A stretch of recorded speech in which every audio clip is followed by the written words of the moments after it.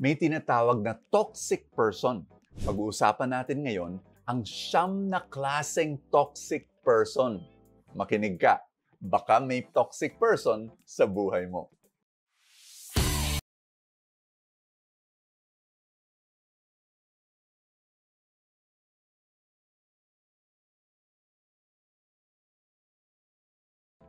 Alam nyo, ang purpose ng video na to, para malaman mo, meron pala talagang toxic person.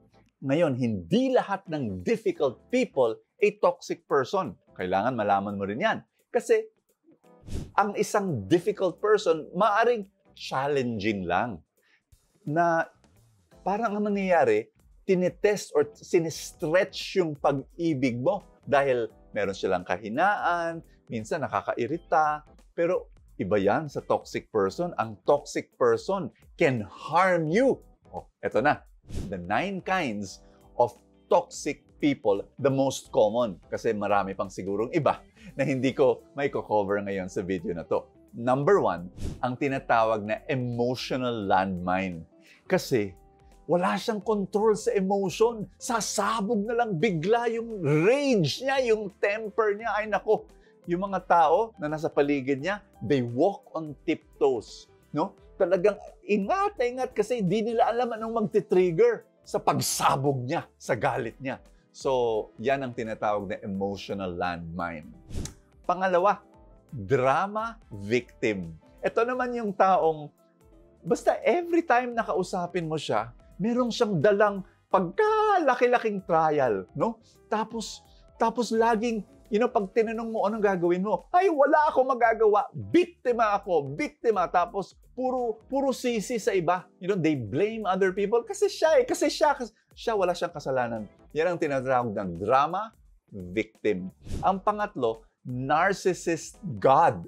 Etong taong ito, they will talk about themselves. You cannot interrupt them.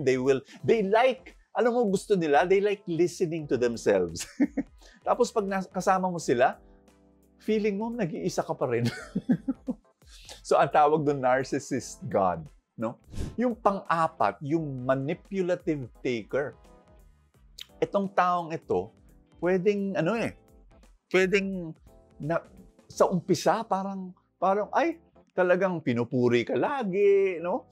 Parang, okay to, Pero yung pala, ang purpose, para may kukunin sa'yo, no? And so, ang mangyayari, tapos gagamitin pa yung guilt, no? Pag hindi mo pinagbigyan, ayan na, no? Yung, kung talagang importante ako sa'yo, kung talagang kaibigan mo ako, kung talagang mahal mo ako, i-give up mo yung bagay na yan at you'll spend time with me. Ayan na. So, guilt, no? Ang ginagamit niya. Number 5, yung chronic liars. Ay, naku, may mga taong ganon. Na talagang yung kwento, iti-twist niya, no? Na iba na ang nangyari. No, hindi na totoo. Kaya lang, sa sobrang galing niya magsalita, naniniwala ka. Naku. Pero later on, you'll realize, you cannot trust this person. So, ayan, chronic liars. Number 6, negative downer. Ito yung taong pagpasok sa kwarto, sinisip-sip niya lahat ng joy, lahat ng galak, lahat ng saya ng kwarto, no? Parang they impose their pessimism on other people. Grabe, no? Number 7, yung jealous gossiper naman. Itong taong ito, tuwang-tuwa siya sa misfortune ng iba. Pag may trahedya na nangyari, parang natutuwa pa sila. And then, ito pa, they cannot be happy sa mga successes ng ibang tao. Hirap sila doon. Number 8, controlling judge. Ito yung taong na talagang they look down on other people. Tapos they cut people down, no? Yung kunyari, masaya ka, o kaya madaldal ka, o kaya, you're just passionate. They will try to control your actions. They'll even try to control your thoughts and how you think. And you cannot disagree with them. Grabe, no? Controlling judge. Number 9, yung pinaka-grabe, yung malevolent being. Ito yung mga sobrang twisted yung tao na they actually delight in making you suffer. Grabe yun, ano? Mabuti na lang dahil ganun sila. Madali silang, ay, toxic to. Alis na muna ako. Ito yung challenge that I want to share. Ba't ko sinishare lahat ito? To let you understand, hindi lahat ng difficult people o hindi lahat ng challenging people, baka meron kang challenging person, hindi naman toxic. Hindi naman ganito na sobra. Pero kung meron, ay nako, makinig ka sa Full Tank bukas at kinabukasan because I will talk about, papaliwanag ko, how can you protect yourself from toxic people? Pero ang point ko ganito, may mga tao sa buhay mo ngayon, hindi naman ganun kagrabe, di ba? Challenging lang. And so because of that, when you read the Gospel of Jesus, sa Gospel today, Jesus pumili ng mga ordinaryong mga tao, mga apostles. May mga challenging at mga difficult na tao rin sila. Pero, Jesus was patient with them, Jesus loved them, and the kingdom of God was built.